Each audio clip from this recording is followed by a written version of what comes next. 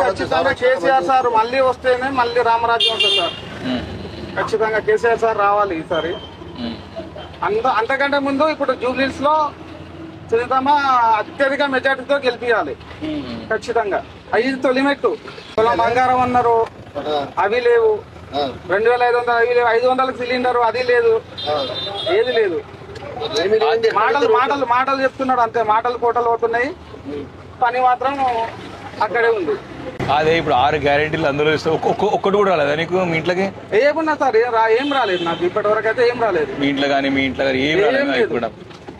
రాష్ట్రానికి ఏం నష్టం జరుగుతుంది, మాకేం జరుగుతుంది? ప్రతి మనిషికి నష్టమే జరుగుతుంది సార్ ఈ 2 ఏళ్లలో. నష్టపోని వ్యక్తే లేడు. లాభపడ్డది వాళ్ళు కాంగ్రెస్ వాళ్ళే లాభపడ్డారు. వాళ్ళు ఎక్కడ లాభం వస్తుంది అనే దాన్ని చూసుకుంటున్నారు తప్ప జనాల గురించి పట్టించుకోవట్లేదు. ఢిల్లీకి 3 రోజులు పైసలు ఉంటాయి కానీ ఆయన సారు మన రేవంత్ సారు నెలకోసారి పోతున్నాడు, మూటలు పట్టుకొని పోతున్నాడు. మనకు రేవంత్ రెడ్డి ముఖ్యమంత్రి కాకముందు మరి రాగానే ఆటోలకి 12,000 ఇస్తా అని చెప్పింది కదా సంవత్సరానికి. 10,000 ఇస్తారు, నాకు 10 రూపాయలు కూడా ఇవ్వలేదు ఇంతవరకు. 2 ఏళ్ళు అవుతుంది. ఎట్లా నడుస్తుంది కారోబార్? ఎట్లా నడుస్తున్నది కారోబార్? ఏమో సార్ దారుణంగా ఉంది. 500 కూడా అయితే లేవు. ఇంటికి కిరాయిలు కూడా కట్టుకోలేకపోతున్నాం. పిల్లలకు పెట్టడం వల్ల అందరికంటే ఎక్కువ ఎఫెక్ట్ పడ్డది ఆటో వాళ్ళకి మాత్రమే.